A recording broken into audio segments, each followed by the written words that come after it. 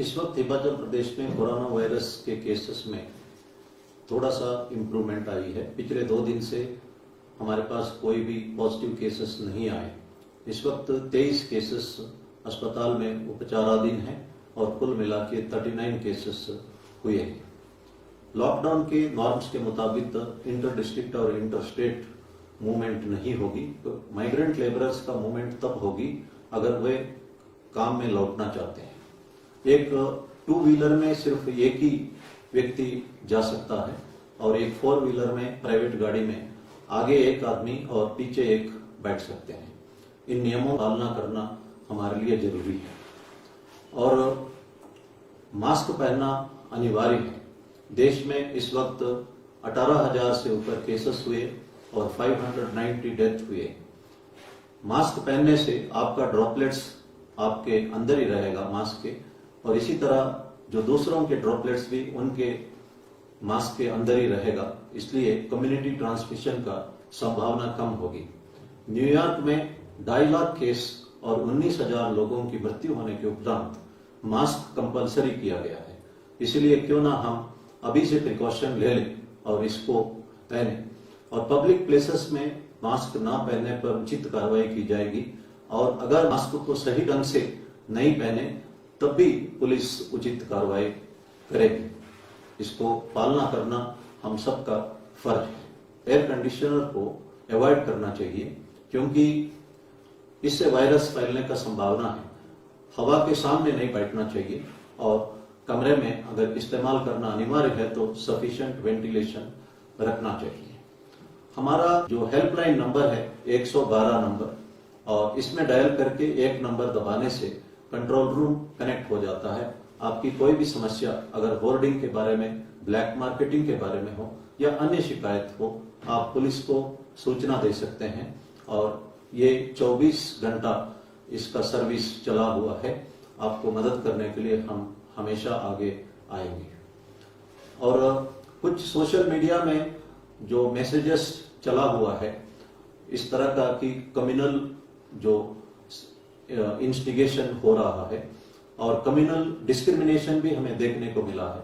जो अस्पताल में हो या राशन शॉप्स में हो या पब्लिक यूटिलिटी सर्विसेज में हो, किसी तरह का डिस्क्रिमिनेशन हम बर्दाश्त नहीं करेंगे और ट्विटर या सोशल मीडिया में किसी तरह का अगर लिखा जाता है उस पर भी हम कार्रवाई करेंगे।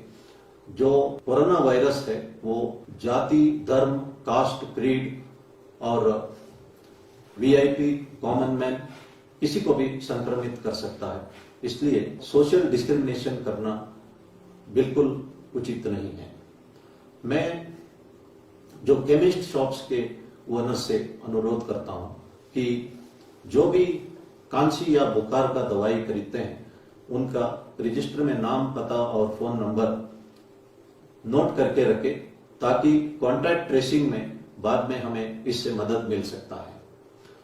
आप हमेशा अपनी तरफ से जो कुछ हो सकता है वो करिए। लॉकडाउन का नॉर्म्स का पालना करिए और बाकी सरकार अपनी तरफ से जो कुछ हो सकता है कर ही रहा है। God helps those who help themselves. कुछ लोग कहते हैं कि हमें भगवान का भरोसा है, हम लॉकडाउन का कोई नॉर्म्स, सोशल डिस्टेंसिंग का कोई नॉर्म्स या मास्क पहनने का नॉर्म्स हम नहीं पहनेंगे। ये अनुचित होगा। 14वीं शताब्दी में आपने सुना होगा कि ब्लैक डेथ हुआ है। यूरोप के आधा पॉपुलेशन खत्म हुआ था क्योंकि प्लेग के दौरान सब लोग चर्च में इकट्ठा होकर भगवान से प्रार्थना की और रिपेंट की। इस वजह से प्लेग फैल गई और ये फेमस ब्लैक डेथ उसका कॉन्सिक्वेंस था। आज विज्ञान, मेडिसिन और इंफॉर्मेशन बहुत आगे है, इसका हमें सदुपयोग करना चाहिए। जो कुछ निजामुद्दीन के मरकज में हुआ वो संतोषजनक नहीं है। इसी तरह जो ईरान में कोम शहर में लोग एक दरगाह में चले गए और वहां का दीवारों में किस करने लगे ताकि वो कोरोना वायरस से दूर रह सके, लेकिन इससे कोरोना वायरस वहां स्प्रेड हो गया। 85,000 केसेस हुए और 5,000 से ज्यादा लोग शिकार हुए। 2 मेंबर पार्लियामेंट भी शिकार हुए और उस दरगाह को बंद करना पड़ा। इसलिए हमारे को जो कहा गया है उसका पालना करें। एक छोटी सी कहानी मैं कहना चाहता हूं कि एक गांव में फ्लड आता है और सरकार ने आदेश दिया गांव खाली करने का। एक घर में 3 लोग बैठे रहे। जब पानी लेवल बढ़ गया, सरकार ने बोट भेजा। उनमें से 2 लोग बोट में बैठ गए। एक आदमी ने कहा कि मुझे भगवान पर पूर्ण भरोसा है और मैं बोट पे नहीं बैठूंगा। और पानी लेवल बढ़ गया।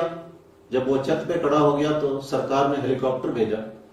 उसने कहा कि मैं हेलीकॉप्टर में नहीं बैठूंगा, मुझे भगवान पर पूर्ण भरोसा है। उनका मृत्यु होती है और दूसरे दुनिया में भगवान से पूछता है कि मैं आपसे पूर्ण भरोसा रखा कि मेरे को क्यों नहीं बचाया।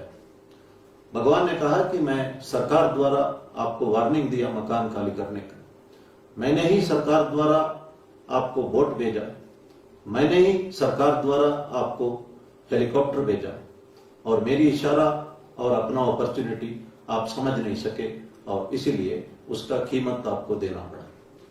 कुरान में लिखा है कि God will not change the state of people unless they change themselves. एक बार प्रॉफेट मोहम्मद ने देखा एक आदमी कैमल को खुला छोड़ के जा रहा था और उसने कहा है कि मुझे अल्लाह पर भरोसा है। प्रॉफेट मोहम्मद ने कहा कि सबसे पहले ये कैमल को पेड़ पे बांधो और फिर अल्लाह के ऊपर भरोसा करो। सबसे पहले हमारा फर्ज हमको निभाना चाहिए। भगवान सत्य साई बाबा ने कहा, start early, drive slowly and reach safely. ये इनका फेमस कोटेशन है। लेकिन